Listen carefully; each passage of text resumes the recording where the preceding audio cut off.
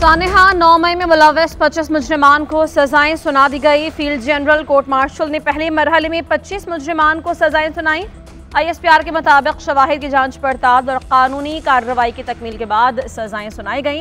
मुजरिमान के खिलाफ नाकाबिल तरदीद शवाहिद इकट्ठे किए गए। मुजरिमान को तमाम कानूनी हुकूक फराहम किए गए। ISPR के मुताबिक 9 मई के शहदा की यादगारों पर मुनज़्ज़म हमले करके उनकी बेहुरमती की गई। किसी को भी सियासी दहशतगर्दी की इजाज़त नहीं दी जा सकती। किसी को भी अपनी मर्जी से मुसल्लत करने की इजाज़त नहीं दी जा सकती।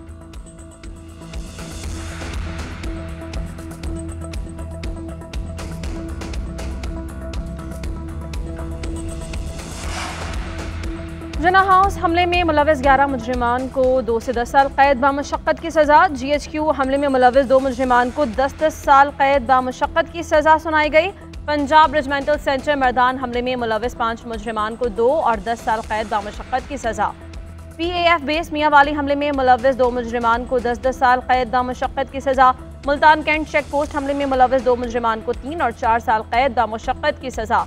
बन्नू कैंट, चकदरा कला और ISI ऑफिस फैसलाबाद हमले के एक मुजरिम को बिलतरतीब 7, 9 और 2 साल कैद बामुशक्कत की सज़ा।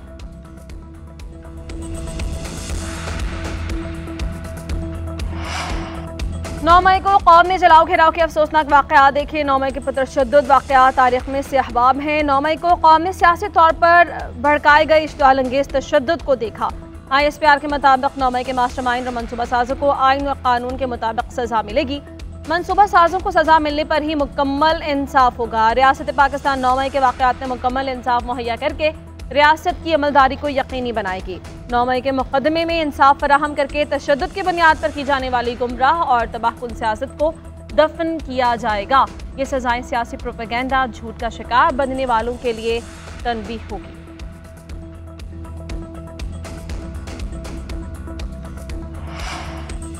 जुडिशल कमीशन इजलास से पहले जस्टिस मंजूर अली शाह ने एक और खत लिखा। जस्टिस मंजूर ने जज तैनाती में इंटेलिजेंस एजेंसी से रिपोर्ट लेने की मुखालिफत कर दी। कहा कि इंटेलिजेंस एजेंसी को किरदार दिया गया तो उसका गलत इस्तेमाल हो सकता है।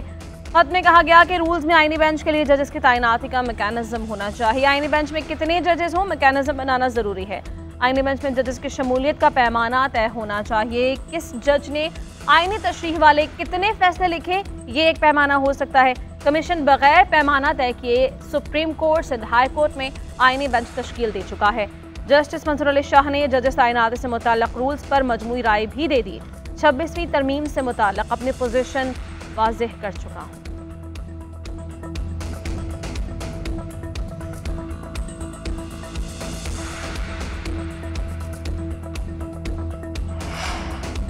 चीफ जस्टिस पाकिस्तान के ज़रिए सदारत जुडिशल कमीशन का इजलास जारी। सुप्रीम कोर्ट के आईनी बेंच की मुद्दत में तौसी एजेंडे का हिस्सा। आईनी बेंच की मुद्दत 4 जनवरी 2025 को खत्म होगी। जुडिशल कमीशन इजलास के एजेंडे में आईनी बेंच बनाए जाएंगे।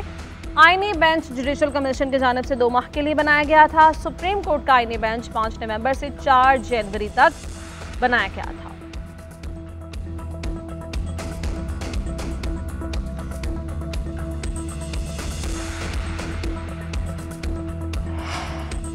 जुडिशल कमीशन इजलास से पहले जस्टिस मंजूर अली शाह ने एक और खत लिखा। जस्टिस मंजूर ने जज तैनाती में इंटेलिजेंस एजेंसी से रिपोर्ट लेने की मुखालिफत कर दी। कहा कि इंटेलिजेंस एजेंसी को किरदार दिया गया तो उसका गलत इस्तेमाल हो सकता है। खत में कहा गया कि रूल्स में आईनी बेंच के लिए जजेस की तैनाती का मैकेनिज्म होना चाहिए। आईनी बेंच में कितने जजेस हों, मैकेनिज्म बनाना जरूरी है।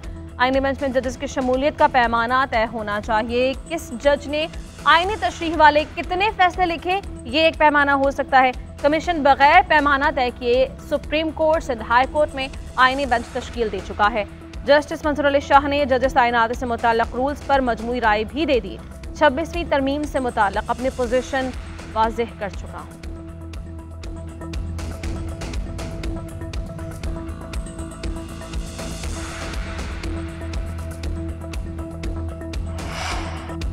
बानी पीटीआई की अहलिया बुशरा बीबी के 32 मुकदमात में अबूरी जमानत मंजूर। रावलपिंडी की इंसदादी दहशतगर्दी अदालत ने बुशरा बीबी की जमानत मंजूर कर ली। बुशरा बीबी 9 मई के मुकदमात में वकला के हमराह अदालत में पेश हुई। अदालत का बुशरा बीबी को 13 जनवरी तक गिरफ्तार न करने का हुक्म। तमाम मुकदमात के तफ्तीशी अफसरान को नोटिस जारी। आइंदा समाअत पर रिकॉर्ड तलब। इंसदादी दहशतगर्दी अदालत के जज अमजद अली शाह ने दरख्वास्तों पर समाअत की। उधर अडियाला जेल में बानी पीटीआई और बुशरा बीबी के खिलाफ तोशाखाना केस 2 की भी आज समाअत। स्पेशल जज सेंट्रल इस्लामाबाद शाहरुख अर्जुमन अडियाला जेल में समाअत करेंगे। इस्तगासा की गवाहान की शहादतें कलमबंद की जाएंगी।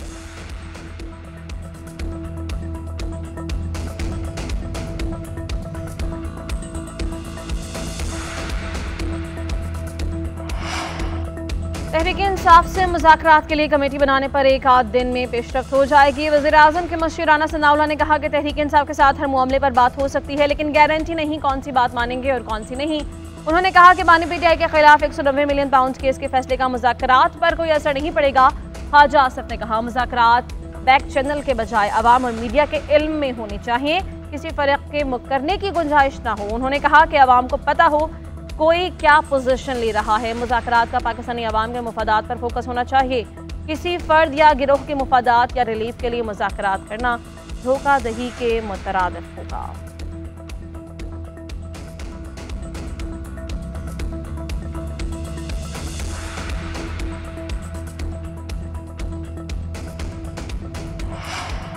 हुकूमत मुज़ाकरात के लिए संजीदा नहीं है। रियाला जेल में बानी पीटीआई से मुलाकात के लिए मुज़ाकराती टीम को रसाई नहीं दी गई। अपोजिशन लीडर उमर अयूब ने कहा कि बानी पीटीआई ने मुज़ाकराती टीम ताकि कल को ये ना कहे कि मुज़ाकराती टीम नहीं बना सके।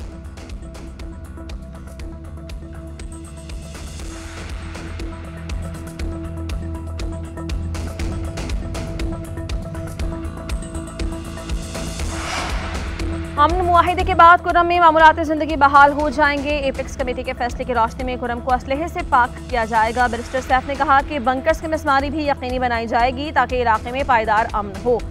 बंकर्स की मुकम्मल मिसमारी और असलहा जमा करवाने के बाद रास्तों को मुकम्मल तौर पर खोल दिया जाएगा। हुकूमत कुरम में पायदार और देरपा अमन चाहती है। रास्तों की बंदिश की वजह से अवामी मसाइल का हुकूमत को बखूबी इदराक है। कुछ अनासिर सूबाई हुकूमत की मखलसाना कोशिशों को गलत रंग दे रहे हैं। आवाम से दरख्वास्त है सोशल मीडिया के प्रोपेगेंडो पर कान मत धरें।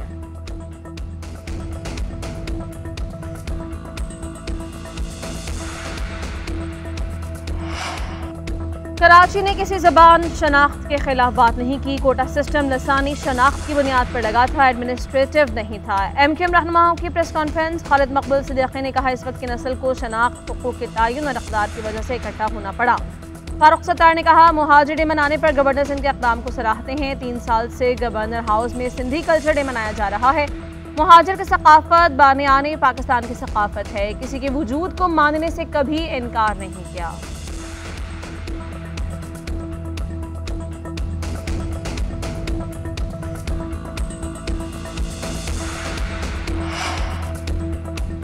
शाहीनों के पास प्रोटीज सरजमीन पर तारीख रकम करने का सुनहरी मौका। एक रोज़ा फॉर्मेट में जनूबी अफ्रीका को पहली बार वाइट वॉश करने पर नजर जमा ली। तीसरे और आखिरी मौके के लिए कौमी स्क्वाड का जोहान्सबर्ग में पड़ाव आज तरबियती मशक़ें। सीरीज गंवाने के बाद जनूबी अफ्रीकी टीम के मसाइल में इजाफा हो गया। 3 मैचेस को सीरीज में रिजवान 11 को 2-0 की बढ़तरी।